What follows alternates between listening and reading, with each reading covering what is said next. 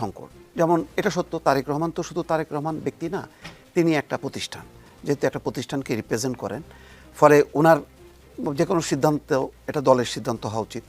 দল যেহেতু এখনও কোনো কিছু বলেনি, তাহলে দলের বলা উচিত। দল কেন মনে করছে না যে তিনি আসতে পারছে না, সমস্যা আছে কি না। যেমন একটা সমস্যা কিন্তু দাঁড়ায় গেছে, কিন্তু যেহেতু অন্তর্বর্তী সরকার এক্সপ্লেন করছে যে তার দেশে ফেরার ক্ষেত্রে কোনো বাধা নেই, এটা পররাষ্ট্র উপদেষ্টা আজকে বলছেন, কালকে প্রেস সচিব শফিকুল আলমও বলছেন, তাহলে বাধাটা কোথায়? তাহলে সরকারের বাইরে কি এমন কোনো শক্তি আছে লুকায়িত, যে এই শক্তিকে আমরা চিনি না, জানি না, তারা কি বাধা দিচ্ছে? সেটা কি দেশের অভ্যন্তরে নাকি বাইরে? আমরা কিন্তু একটা নতুন একটা অধ্যায়ে একটা মধ্যে প্রবেশ করলাম, যেখানে একটা অনুসন্ধানের ব্যাপার কিন্তু রয়ে গেল। দলও আজকে জরুরি সংবাদ সম্মেলন করলো, সেখানে তারা বলল যে দল সিদ্ধান্ত নিয়ে সময় মতো জানাবে তিনি কবে আসবেন। তার মানে ওইটার কিন্তু আর ব্যাখ্যা হলো না, যে ওই যে একক নিয়ন্ত্রণে নাই কেন, সেটার এক্সপ্লেনটা কিন্তু দলও করলো না। মানে দল সিদ্ধান্ত নেবে, তো দল সিদ্ধান্ত নিচ্ছে না কেন? দুইটা জিনিস। একটা হলো প্রথম যে কথাটা বললো, এটা অত্যন্ত আবেগের কথা, যে বলছেন যে এরকম একটা সংকটময় সময় মায়ের স্পর্শ যে কোনো সন্তান মতো আমিও সেটা ব্যাপারে আমি আগ্রহী, বা এটা হওয়া উচিত, কিন্তু আমি আসতে পারছি না। আসার ক্ষেত্রে আমার এটা হলো আমি এককভাবে সিদ্ধান্ত নিতে পারছি না, এই তো বিষয়। তাহলে বিষয়টা হলো যে মায়ের এই সংকটকালে যদি তিনি আসতে না পারেন, তাহলে সামনে তো এই যে নির্বাচনের শিডিউল তফসিল তো ঘোষণা করার কথা ছিল ডিসেম্বরের ফার্স্ট উইকে, তাহলে কি তখন কি আসতে পারবেন না? প্রশ্ন দাঁড়াচ্ছে না যে এইরকম সময় যখন আসতে যদি না পারেন, তাহলে দলের প্রয়োজনে দলের নির্বাচনী প্রচার অভিযান, দলের প্রার্থিতা চূড়ান্ত করা, এই সময়টাও কি তিনি আসতে পারবেন না? তাহলে প্রশ্ন যাচ্ছে কি তিনি ছাড়াই বিদেশ থেকেই কি তিনি তাহলে বিদেশি থেকে যাবেন? দল নির্বাচন করবে কিন্তু তিনি দেশে আসতে পারবেন না। অনেকগুলো কিন্তু প্রশ্ন সামনে চলে আসলো, যেটার উত্তর ওনাকে দিতে হবে অথবা দলকে দিতে হবে, না হলে একটা ধোঁয়াশা তৈরি হবে। ইতিমধ্যে হয়ে গেছে, আপনি দেখছেন যে বিএনপির যে নির্বাচনী প্রচার অভিযান যেটা ছিল, যে জোয়ারটা তারা তুলেছিল গত 2 দিন, কিন্তু আবার থেমে গেছে। এখন দোয়া মাহফিল, মিলাদ, নামাজ এগুলি কিন্তু চলছে। তার মানে সেই নির্বাচনের এটা আবহাওয়াটা কিন্তু হঠাৎ করে টার্ন করলো। তো এটা তো বিএনপির জন্য বিপদ। যত নির্বাচনের পরিবেশটা থাকবে না, জোয়ার থাকবে না, তত বেশি কিন্তু ষড়যন্ত্র সামনে চলে আসতে থাকবে। এটা সবাই বলেছে যে নির্বাচনের যদি একটা জোয়ার তোলা না যায়, তাহলে অনেক রকম শক্তি নানা রকম খেলাধুলা শুরু করবে।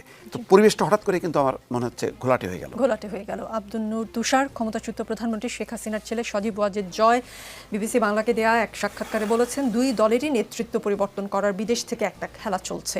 এমন কোনো খেলার লক্ষণ আপনি দেখতে পান কিনা?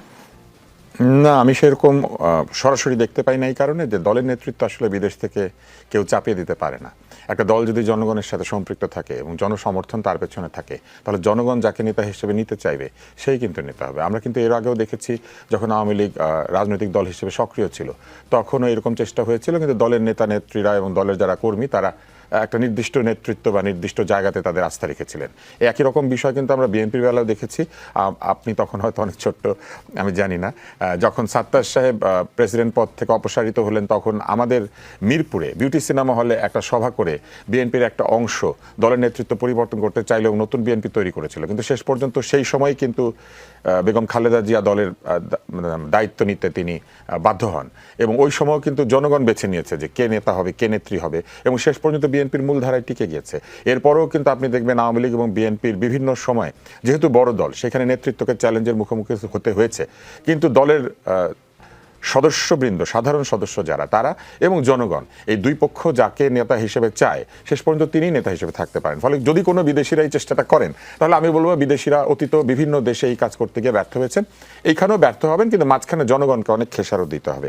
আর দ্বিতীয় যে জায়গাটি, সেটি হচ্ছে যে এইরকম কোনো একটি খবরাখবর যদি তাদের কাছে থেকেই থাকে, তাহলে একই ঘটনা, যে কোথা থেকে এই খবরগুলি পাওয়া যাচ্ছে, কারা এটা বদলাতে চাচ্ছেন, এই বিষয়গুলো আমাদের জন্য জানা দরকার। তবে এই কথা ঠিক, যেটা একটু আগে মুস্তাফা ফিরোজ বলেছেন, যে এই ধরনের অবস্থায় কিছু কিছু মহল আছেন, তারা সবসময় সুযোগ নিতে চান, কারণ তারা তো আর জনসমর্থন নিয়ে, জনগণকে সাথে নিয়ে ক্ষমতায় আসবেন না, নির্বাচনও করবেন না, অথবা নির্বাচন হলে তাদের ভরাডুবি হবে।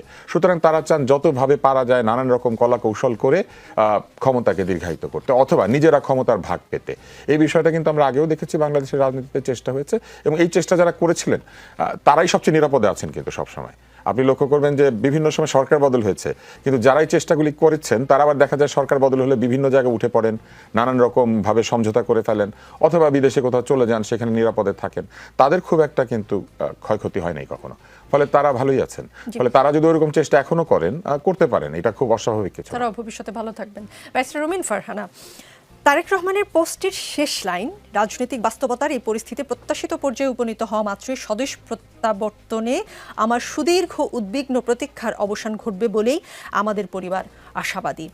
রাজনৈতিক পরিস্থিতি কি বিএনপির অনুকূলে নেই? যদি নাই থাকে, সেটা কারা নিয়ন্ত্রণ করছে? আপনাকে অসংখ্য ধন্যবাদ। দেখুন, বাংলাদেশের টানেলের অন্ধকারের শেষ লাইটটা যদি আমরা চিন্তা করি, সেটা এই মুহূর্তে বিএনপি এবং বিএনপির নেতৃত্বে থাকা দেশনেত্রী বেগম খালেদা জিয়া এবং তার সন্তান জনাব তারেক রহমান। দেশনেত্রী বেগম খালেদা জিয়ার শারীরিক অবস্থা অত্যন্ত সংকটাপন্ন এবং এটা বারবারই গত ৩-৪ দিন ধরে এটাই বাংলাদেশের একমাত্র খবরে পরিণত হয়েছে। এবং যেহেতু দলের দায়িত্ব 2018 সাল থেকে এখন পর্যন্ত 25-এর শেষ পর্যন্ত জনাব তারেক রহমানের হাতেই আছে, সুতরাং যারা চায় না যে বাংলাদেশটা একটা স্থিতিশীলতার দিকে যাক, যারা চায় না বাংলাদেশে গণতান্ত্রিক উত্তরণ ঘটুক, যারা চায় না বাংলাদেশে একটি নির্বাচিত সরকার আসুক, যারা চায় না বাংলাদেশের রাজনীতি যেই গণতান্ত্রিক পথযাত্রা শুরু করেছিল 90-এর দশকে, হোঁচট খেয়েছে ডেফিনেটলি, কিন্তু সেখান থেকে আবার উঠে দাঁড়াক, এবং যারা চায় বাংলাদেশটি আফগানিস্তান বা অন্যান্য রাষ্ট্রের মতো ব্যর্থ রাষ্ট্রে পরিণত হোক, তাদের জন্য এখন সবচেয়ে বড় বাধা হচ্ছেন জনাব তারেক রহমান। সো জনাব তারেক রহমানের থ্রেটটা কেবলমাত্র যে দেশের ভেতরেই আছে তা নয়, দেশের বাইরেও তার জন্য নানান রকম থ্রেট আছে। আমাদের উপমহাদেশের রাজনীতির দিকে যদি আমরা তাকাই, আমরা দেখব ইন্দিরা গান্ধীকে অ্যাসিসিনেট করা হয়েছে। তার পুত্র রাজীব গান্ধী যখন নির্বাচনের আগে তিনি যখন একটা জনসভায় পথসভায় যাচ্ছিলেন, তাকে বারবার নিষেধ করা সত্ত্বেও তাকে মালা পরাতে বা প্রণাম করতে যেই নারী চাচ্ছিলেন তাকে তিনি আসতে দেন, এবং তার ফলশ্রুতি আমরা দেখেছি তাকে হারাতে হয়েছে ভারতের রাজনীতি থেকে। আমরা দেখেছি বেনজির ভুট্টোর পরিণতি। আমরা যদি বাংলাদেশের দিকে তাকাই, বঙ্গবন্ধু শেখ মুজিবুর রহমান এবং শহীদ প্রেসিডেন্ট জিয়াউর রহমান দুজনের কেউ কিন্তু তাদের রাজনৈতিক জীবন শেষ করতে পারেন নাই, মধ্য অবস্থাতেই তাদেরকে সরিয়ে দেওয়া হয়েছে। সুতরাং আমাদের এই উপমহাদেশের রাজনীতি, এবং এখন last but not the least Imran খানের অবস্থা কি আমরা জানি না, এটা নিয়ে নানান রকম কানাঘুষো আছে, কিন্তু আসলে ওনার কি অবস্থা উই ডু নট নো, নানান রকম কথা শোনা যাচ্ছে। সেই জায়গা থেকে আপনি যদি দেখেন, বাংলাদেশের রাজনীতিতে জনাব তারেক রহমান এখন আর কেবলমাত্রই বিএনপির কাণ্ডারি বা কেবলমাত্রই বিএনপির দলের প্রধান হিসেবে যদি আমরা দেখি, আমরা ভুল করব। তিনি বাংলাদেশের প্রগ্রেসিভ পলিটিক্সের, তিনি বাংলাদেশের গণতান্ত্রিক ধারার, এবং তিনি বাংলাদেশে একটা মধ্যপন্থার রাজনীতি আগামীতে টিকতে পারবে কি পারবে না সেটা অনেকখানি নির্ভর করে তারেক রহমান সুস্থভাবে বাংলাদেশের রাজনীতিটি করতে পারবেন কিনা। সুতরাং তার দেশে ফিরে আসবার প্রশ্নটি কেবলমাত্র তার একক ব্যক্তিগত সিদ্ধান্ত কিংবা তার ভীষণ রকম অসুস্থ স্বাস্থ্য সংকটে থাকা মায়ের পাশে তার দাঁড়ানোর চেয়ে অনেক বড় প্রশ্ন হয়ে দেখা দিয়েছে বাংলাদেশের রাজনীতির গতি প্রকৃতি, এবং সেই সঙ্গে বাংলাদেশের মানুষের ভাগ্য, বাংলাদেশের ভাগ্য কোন দিকে যাবে সেটার সঙ্গে তার ফেরা না ফেরার একটা ওতপ্রোত সম্পর্ক আছে। জি, মোস্তফা ফিরোজ, বিবিসির যে রিপোর্টের কথা বলছিলাম, সেই রিপোর্ট বলছে সেনা সমর্থিত তত্ত্বাবধায়ক সরকারের সময় শেখ হাসিনা ও খালেদা জিয়াকে রাজনীতি থেকে সরে যেতে বাধ্য করার কথিত উদ্যোগ বাংলাদেশের রাজনৈতিক মহলে -2 ফর্মুলা হিসেবে পরিচিত। সেই রিপোর্টে মহিউদ্দিন আহমদ বলছেন, -2 নিয়ে যত কথা বলি না কেন, তখন আসলে এজেন্ডা ছিল -4। সেটা ছিল দুই পরিবারের ধারাবাহিক শাসনের বিরুদ্ধে একটা ব্যবস্থা নেওয়া। এর মধ্যে মাইনাস হয়ে গেছে শেখ হাসিনা পরিবার, বাকি অর্ধেকের মধ্যে খালেদা জিয়া অসুস্থতার কারণে নিষ্ক্রিয়, ফলে বাকি থাকলেন তারেক রহমান। তবে তারেক রহমানের দেশে ফেরার অনিশ্চয়তা শেষ পর্যন্ত -4-এ গড়ায় কিনা সেটি সময়েই জানা যাবে। -4-এর আশঙ্কা দেখেন কিনা মোস্তফা ফিরোজ? না, সেই আশঙ্কাটা তো আমি উড়ায়ও দিচ্ছি না, কারণ যে এখান থেকে খবরগুলো আসছে এবং তারেক রহমানের স্টেটমেন্টের মধ্য দিয়ে কিন্তু সেটা কিন্তু পরিষ্কার, তিনি ইঙ্গিতও দিয়েছেন। সেই ইঙ্গিত থেকেই বিশ্লেষণ চলে, যেহেতু সুনির্দিষ্ট তথ্য দেখেন, জয়ও কিন্তু আজকে দূরবর্তী অবস্থান থেকেও বলতে পারেননি যে কারা তারা, সেই আন্তর্জাতিক মহল কারা, সেখানে তিনিও কিন্তু বলেননি। তারেক রহমান ইঙ্গিত দিয়েছেন, একই ব্যাপার। তো আমরাও কিন্তু যেটাই বলি না কেন সবই আকারে ইঙ্গিত দিয়ে বলবো। তবে নিশ্চয়ই এই খেলা তো সেই 1-11 থেকেই শুরু হয়েছে, -2 ফর্মুলা, -2-র সাথে -4, মানে মোট কথা দুটি প্রধান রাজনৈতিক দলকে কেন্দ্র করেই এই ফর্মুলাগুলো আবর্তিত হচ্ছে। তো দুর্ভাগ্যজনক হচ্ছে যে এই ফর্মুলার একটা অংশ যেমন আওয়ামী লীগ নিজেই এটা বরণ করে নিয়েছে, নিজেই এমন একটা শাসন ব্যবস্থা চাপিয়েছে যে সেই শাসনের এমন পতন ঘটেছে যে সেখান থেকে আর কেউ যে তাকে তুলে নিয়ে আসতে পারবে সেই অবস্থাটা রাখেনি। তো বিএনপি খুব কেয়ারফুলি, যেটা আমাদের ব্যারিস্টার আপা বলছিলেন, যে একটা মধ্যপন্থা পথ নিয়ে তারা এগোচ্ছে এবং এটাও কিন্তু বিপজ্জনক। কারণ এটার বিপজ্জনক আমরা গত এক বছরের দেখলাম, নানা রকম শক্তি, মব কেন্দ্রিক যে শক্তিগুলো চেপে বসছে এবং আরও অনেকগুলো শক্তি তার সাপোর্টে আছে যারা কিন্তু আসলে নির্বাচন চায় না।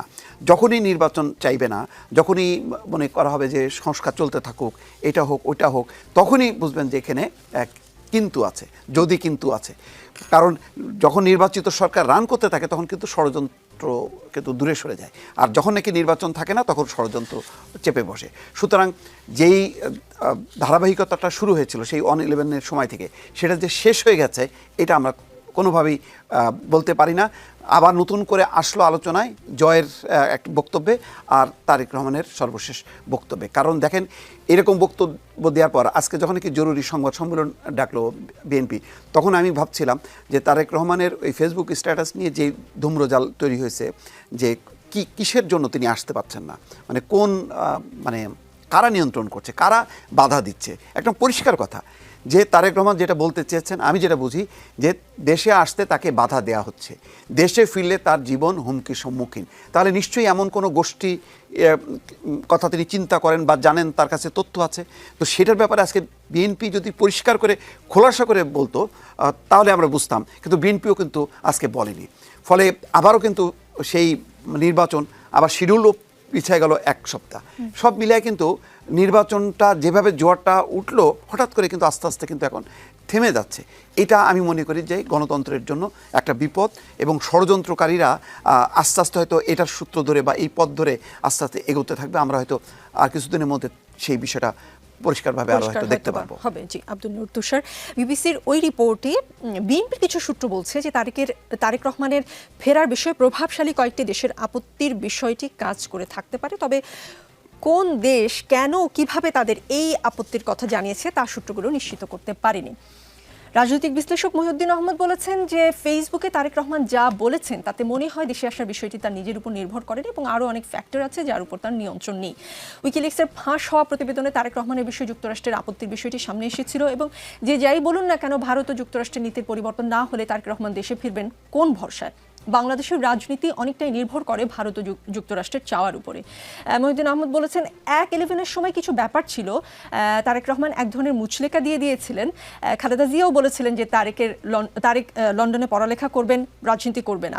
আমরা জানি না সেই অঙ্গীকারের মেয়াদ শেষ হয়ে গেছে কিনা, তিনি বাংলাদেশের পাসপোর্ট নিয়েছেন কিনা তাও পরিষ্কার না। মহিউদ্দিন আহমেদের বিশ্লেষণ নিয়ে কোনো আপত্তি, দ্বিমত, সহমতের জায়গা আছে কিনা? আমি প্রথমে একটা কথা বলি, সেটি হচ্ছে যে রাজনীতিবিদকে রাজনীতি করব না এরকম মুচলেকা চাপ প্রয়োগ করে নিলে এই মুচলেকা আসলে আইনের দৃষ্টিতে বৈধ না। কেন? আইনের দৃষ্টিতে আপনি কোনো চুক্তি, কোনো কিছু চাপের মুখে করতে পারবেন না। স্বেচ্ছায় সজ্ঞানে সুস্থ মস্তিষ্কে করতে হবে। এইখানে লয়ার আছেন, হ্যাঁ। তো স্বেচ্ছায় সজ্ঞানে সুস্থ মস্তিষ্কে যে কাজটি হয় নাই, একটি প্রতিকূল পরিবেশে যে চুক্তিটি স্বাক্ষরিত হয়েছে, সেই চুক্তির কোনো ভ্যালিডিটি থাকে না।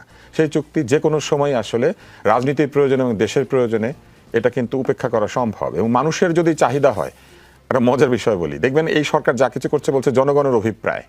তো জনগণের অভিপ্রায় শুধু তাদের বেলায় কাজে লাগবে আর তারেক রহমানের বেলায় কাজে লাগবে না, কিংবা অন্য কোনো রাজনীতিবিদের বেলায় কাজে লাগবে না, কথাটা তো ঠিক না।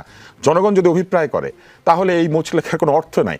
এরকম মুচলেখার চাইতে আমি বরং বলবো, এই যে চাঁদাবাজদেরকে ছাড়িয়ে আনা হয়েছে যে মুচলেখা দিয়ে, ওগুলো আগে চিন্তা করেন। সেই মুচলেখাগুলো দিয়ে কি তারা চাঁদাবাজি বন্ধ করেছে? সেটা তো করে নাই। একজন নাগরিকের বাংলাদেশে উনি যদি নাগরিক হয়ে থাকেন তার রাজনীতি করার সম্পূর্ণ অধিকার আছে, এটা সাংবিধানিক অধিকার। সাংবিধানিক অধিকার আপনি মুচলেখা দিয়ে কি করে কেড়ে নেন? এটা কারো কাছ থেকে কেড়ে নেওয়া যাবে না, এমনকি পতিত স্বৈরাচারের কাছ থেকেও না। এই কারণে যে এটা অধিকার, ওনাদের শাস্তি হতে পারবে, ওনাদের শাস্তি হবে, ওনাদের বিচার হবে, সব কিছু হবে। আপনি কনভিক্টেড আসামিও যদি জেল খাটার পর বের হয়ে আসে, আপনি তার রাজনীতির অধিকার কেড়ে নিতে পারেন? নেলসন ম্যান্ডেলা 27 বছর জেল খেটে বের হয়ে এসে রাজনীতি করে নাই, প্রেসিডেন্ট হয় নাই। তো এগুলো আসলে উদ্ভট কথা। দ্বিতীয় কথা হচ্ছে, একজন দলের নেতা আর একজন দলের নেতা যার সম্ভাবনা রয়েছে ভবিষ্যতে একটি সরকার গঠিত হলে সেই সরকারের নেতৃত্ব দেওয়া এবং তার সঙ্গে দেশের নেতৃত্ব দেওয়া, এরকম একজন নেতার চলাফেরা আসলে কিন্তু তার নিজের উপর নির্ভর করে না। বিগত সরকারের প্রধানমন্ত্রীর কথা চিন্তা করেন কিংবা অন্যান্য বড় নেতাদের কথা চিন্তা করেন, বিশেষ করে প্রধানমন্ত্রী, তার যে নিরাপত্তা, তার পরিবারের যে নিরাপত্তা ছিল, উনি কি নিজের ইচ্ছা কোথাও যেতে পারতেন? ডি ফ্যাক্টো এটা তো ধরে নিতে হবে যে বাংলাদেশে ভবিষ্যতে যে রাজনীতি হতে যাচ্ছে এবং যে নির্বাচন হতে যাচ্ছে, সেখানে তারেক রহমান একজন গুরুত্বপূর্ণ কুশীলব এবং তার নিরাপত্তার বিষয়টি নিশ্চয়ই তার নিজের ইচ্ছার উপর নির্ভর করবে না। তার নিশ্চয়ই অনেকগুলি বিষয় বিবেচনায় নিতে হবে। একটা হচ্ছে টাইমিং, উনি কখন ফিরবেন। উনি যদি এখন ফিরেন মনে করেন, তাহলে কি হবে? ওনাকে ঘিরে একটা বিশাল ভিড়, ঢাকা শহর বন্ধ হওয়া, নানান রকম জটিলতা তৈরি হবে। দ্বিতীয় হচ্ছে, এখনো তফসিল ঘোষিত হয় নাই। ধরেন উনি ফিরলো, তফসিল ঘোষিত হইল না, কেউ তফসিল ঘোষণা করলো না এবং না করে বসে থাকলো, তো উনি এইখানে কি করবেন সারাদিন? এই এই এই মানে কি বলে, এক ধরনের মৌখিক এবং অন্যান্য লড়াইয়ে তিনি ব্যস্ত থাকবেন। ফলে নিশ্চয়ই কোনো একটা টাইমিং এর ব্যাপার আছে। তাছাড়া এমনিতে চিন্তা করেন না, উনি ওনার অসুস্থ মাকে দেখতে যাবেন, কিন্তু আপনার কি মনে হয় দলীয় নেতা কর্মীরা তার পেছনে পেছনে এবার কি আর ঘিরে ফেলবে না?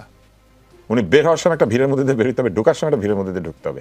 ফলে নিশ্চয়ই টাইমিং একটা ইম্পর্টেন্ট বিষয়। দ্বিতীয় হচ্ছে মায়ের প্রতি সন্তানের ভালোবাসা।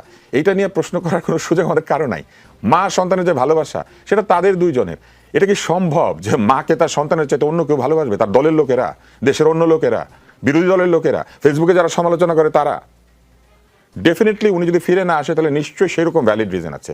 এই জায়গাটাতে আমাদেরকে বিশ্বাস করতে হবে। তার উপরে দেশের দায়িত্ব দিয়ে দিতে লোকজন আস্থা রাখতে পারছে, তাকে ভবিষ্যতে নেতা হিসেবে বলতে পারছে, আর উনি বলেছেন ভ্যালিড রিজন আছে, তারপরে তাকে খোঁচাতে হবে যে আপনি বলেন কি রিজন, বলতে হবে। নিশ্চয়ই সেটা প্রকাশ করার ক্ষেত্রে তার কিছু রাজনৈতিক সিদ্ধান্ত রয়েছে, তিনি কতটুকু বলবেন এবং বলবেন না। দ্বিতীয় হচ্ছে পরিবেশ। আসলেই কি এই মুহূর্তে বাংলাদেশে যতক্ষণ পর্যন্ত নির্বাচনের তফসিল ঘোষিত না হচ্ছে ততক্ষণ পর্যন্ত প্রকৃত অর্থেই আমরা গণতন্ত্রের পথে নিশ্চিতভাবে যাত্রা শুরু করেছি, এটা বলতে পারবো? ফলে তফসিল ঘোষণা তো খুবই ইম্পর্টেন্ট একটা বিষয়। তৃতীয়, আমি যেটা বললাম নিরাপত্তার বিষয়ে কিন্তু তার দল এবং তার যারা ঘনিষ্ঠ ব্যক্তি তারা কিন্তু অনেকদিন থেকে ব্যবস্থা নিচ্ছেন। ফলে সব যন্ত্রপাতি, সব ইকুইপমেন্ট সবকিছু এসে পৌঁছেছে কিনা, যারা তার নিরাপত্তা দিবেন তারা পরিপূর্ণভাবে প্রস্তুত হয়েছেন কিনা, আমরা তো সেটা জানি না। আপনি যদি আমাকে চিন্তা করেন আমি একজন রাজনৈতিক বিশ্লেষক হিসেবে, তা আমি তো জানি না, তাহলে আমি কিভাবে মন্তব্য করি? আর চতুর্থ হচ্ছে যৌক্তিকতা। উনি যদি মনে করেন যে এই মুহূর্তে বেগম খালেদা জিয়া এয়ার অ্যাম্বুলেন্সে করে লন্ডন যাবেন, তো উনি 2 দিনের জন্য আসবেন বা 3 দিনের জন্য আসবেন, তাকে নিয়ে আবার এয়ার অ্যাম্বুলেন্সে লন্ডন যাওয়ার জন্য বা অন্য কোনো দেশে যাওয়ার জন্য? বরং এটাই কি ঠিক না যে উনি ওইখানে থেকে ব্যবস্থা করবেন আর এইখান থেকে এয়ার অ্যাম্বুলেন্সে করে তিনি যাবেন? ফলে আমি তো মনে করি যৌক্তিক সিদ্ধান্ত এটা যে যদি তাকে বিদেশেই নিতে হয় তাহলে তার এখন বিদেশে থাকাই উচিত। আর তারপরে আসেন, একজন নেতাকে তো সবসময় তার মায়ের চাইতে, তার সন্তানের চাইতে, তার অন্যান্য সকল আত্মীয়র চাইতে দল এবং দেশকে বেশি গুরুত্ব দিতে হবে। ফলে এই সিদ্ধান্তের পেছনে যদি তার দলের মঙ্গল থাকে এবং দেশের মঙ্গল থাকে, তাহলে আমরা কি তাকে বাধ্য করতে পারি যে আপনি আসেন, আমাদের মতে কান্নাকাটি করেন এবং আমাদের মতোই আপনি আচরণ করেন? নিশ্চয়ই ওই লেভেলের একজন লোকের আচরণ আমার রুমিন ফারহানার কিংবা মুস্তাফিজুর দীপুর মতো হবে না। কারণ আমরা তো ওই জায়গাটাই চিনি না, আমরা দেখি নাই ওই জায়গাটা, আমরা ওই জায়গাতে পৌঁছাই নাই, আমরা যে জায়গাটা জানি না যে কেন এই সিদ্ধান্তগুলি নিতে হয়। তাহলে আমি তো মনে করি যে তিনি নিশ্চয়ই হয়তো দল এবং দেশের কথা বিবেচনায় নিয়েছেন, নিশ্চয়ই এখানে গুরুত্বপূর্ণ কোনো বিষয় আছে। একটা জায়গায় শুধু সবাই প্রশ্ন করতে পারে, ওনাকে এত জিজ্ঞাসা করছি উনি কেন বলে না? উনি বলে না, কিন্তু উনি বলবে না এই কথা তো বলে নাই, তাই না? এখন আপনি কেন আপনার মাকে দেখতে আসছেন না? এখন আপনি আমাদেরকে ব্যাখ্যা করবেন, এই বিষয়ে একটা নাতি দীর্ঘ বক্তৃতা দিবেন, একটা থিসিস লেখা হয়ে যাবে। আমরা এটা চিন্তা না করে বরং আমাদের চিন্তা করা উচিত অতি দ্রুত যাতে আমরা নির্বাচনের দিকে যেতে পারি। কেননা এই মুহূর্তে যে অবস্থাটি বিরাজ করছে তাতে বেগম জিয়ার অসুস্থতাকে কাজে লাগিয়ে নির্বাচন পিছিয়ে দেওয়ার একটা চেষ্টা চলতে পারে। কিন্তু বেগম জিয়ার প্রতি এবং গণতন্ত্রের প্রতি সম্মান যদি জানাতে হয়, এবং যার জন্য তিনি এতদিন ধরে আন্দোলন করেছেন, জেল জুলুম সহ্য করেছেন, আজকে তার স্বাস্থ্যের যে অবস্থা, এটাও কিন্তু একই কারণ। ফলে গণতন্ত্র আনাটাই হচ্ছে তার প্রতি সবচেয়ে বড় শ্রদ্ধা এবং সম্মান দেখানোর বিষয়। এবং সেই ক্ষেত্রে আমি মনে করি উনি দেখুক যে বাংলাদেশের নির্বাচনের দিকে আমরা অগ্রসর হয়েছি। আর সবাই তাকে ধরে নিচ্ছেন কি জানেন? সবাই ধরে নিচ্ছেন উনি হাসপাতাল থেকে ফিরবেন না। ব্যাপারটা সেটা নাও হতে পারে। এবং সেক্ষেত্রে আপনি চিন্তা করেন, দুই দিক থেকে আমি মনে করি যে এটা বিএনপির জন্য ভালো। কেন ভালো? একটা হচ্ছে উনি অসুস্থতা থেকে ফিরে আসা মানে আবার তার সেই ফাইটিং স্পিরিট প্রমাণ করা, এবং তিনি ফিরে এসে কিন্তু 3টা সংসদ আসনে তার নমিনেশন হবে বলে আমরা জেনেছি। আর যদি কোনো দুঃখজনক ঘটনা ঘটে, আপনার কি মনে হয়? তখনও পুরো জাতি এবং জনগণ তার প্রতি শোক এবং তার প্রতি শ্রদ্ধা এবং সম্মান জানাতে গিয়ে যে ভোট দিত না, সেও বিএনপিকে ভোট দিবে। তার মানে আপনি বলছেন যে কোনো দুটোর ঘটনা ঘটতে হ্যাঁ, যেতেই আমি খুবই বিএনপির অবাক জন্য হই লাভ হবে। যে জি, আসি আমি। উনি খুবই ভাগ্যবতী আসলে। জি, কেন আব্দুল- ভাগ্যবতী জানেন? প্রতিটা মুহূর্তে যা কিছু ঘটে তার একটা বিরাট অংশ তার পক্ষে যায়, জি। এবং এই পক্ষে যাওয়া হয়তো তার কাজেরই ফলাফল। তিনি যেহেতু এতদিন ধরে এই সংগ্রামটা করেছেন, সেই সংগ্রামের কারণেই হয়তো বিষয়গুলি তার পক্ষে যায়। জি, আব্দুল নূর তুষার আসছি, ব্যারিস্টার রুমিন ফারহানা। কিন্তু আসলে কথাগুলো কি ঠিক মিলল কিনা? পররাষ্ট্র উপদেষ্টা তৌহিদ হোসেন আজকেই বলেছেন আজ পর্যন্ত দেশে ফেরার ব্যাপারে লন্ডনে বাংলাদেশ হাই কমিশন বা পররাষ্ট্র মন্ত্রণালয়কে কিছু জানাননি বিএনপির ভারপ্রাপ্ত চেয়ারম্যান তারেক রহমান। তারেক রহমান দেশে আসতে চাইলে একদিনের মধ্যে ট্রাভেল পাস ইস্যু করবে সরকার। যতদূর জানি মেয়াদসহ পাসপোর্ট না থাকলে আসলে ট্রাভেল পাস ইস্যু করার একটা বিষয় আসে। তো পররাষ্ট্র উপদেষ্টার এই তথ্যগুলো তারেক রহমানের ফেরার বিষয়টা আরো ঘোলা হয়ে গেল কিনা? কারণ তিনি তো আবেদনই করেননি আসলে। দেখুন, জনাব তারেক রহমান যদি বাংলাদেশে ফেরেন, বা যে কোনো নাগরিক, তার নিরাপত্তার বা যে কোনো নাগরিকের নিরাপত্তার প্রাথমিক এবং প্রধান দায়িত্ব সরকারের। এক, সুতরাং আজকে যদি জনাব তারেক রহমান কিছুটা হলেও মনে করেন তার নিরাপত্তার ব্যাপারে ঘাটতি আছে, তিনি অনিরাপদ বোধ করেন, সেটা যে কোনো কারণেই করুক না কেন, এর প্রাথমিক দায় সরকারকে নিতে হবে। দুই হলো খুবই যথার্থ, আমি যখনই ট্রাভেল পাস শব্দটা শুনেছি, এটা সাধারণত বিদেশে গেলে পাসপোর্ট হারিয়ে টারিয়ে গেলে আমরা দেশে ইমার্জেন্সি ফেরার জন্য ট্রাভেল পাস নেই। ট্রাভেল পাসের কাজ হচ্ছে একবারই আপনি ব্যবহার করতে পারবেন, এটা ব্যবহার করে আপনি আর কখনো দেশের বাইরে যেতে পারবেন না। তাহলে ট্রাভেল পাসের কথা কেন আসছে, এই প্রশ্নটা তো থাকে। আর তিন হচ্ছে সরকার কি আসলে চাইছে যে বাংলাদেশটা গণতন্ত্রের দিকে উত্তরণ ঘটুক? এই প্রশ্ন আমি করছি এ কারণেই যে আমরা প্রথমে শুনেছিলাম ডিসেম্বরের ৩-৪ তারিখে তফসিল ঘোষণা করা হবে। গতকালকে দেখলাম তফসিল ডিসেম্বরের মাঝামাঝি সেকেন্ড উইকে তফসিলের ঘোষণা করার একটা সম্ভাবনার কথা জানানো হয়েছে। বাংলাদেশে কি আদৌ ফেব্রুয়ারিতে নির্বাচন হবে? এই প্রশ্নটি আমার না, এই প্রশ্নটি আমি যার সঙ্গেই দেখা হয়, তিনি নাগরিক সমাজের সদস্য হোক কিংবা তিনি একেবারেই সাধারণ খেটে খাওয়া আমার কনস্টিটিউয়েন্সির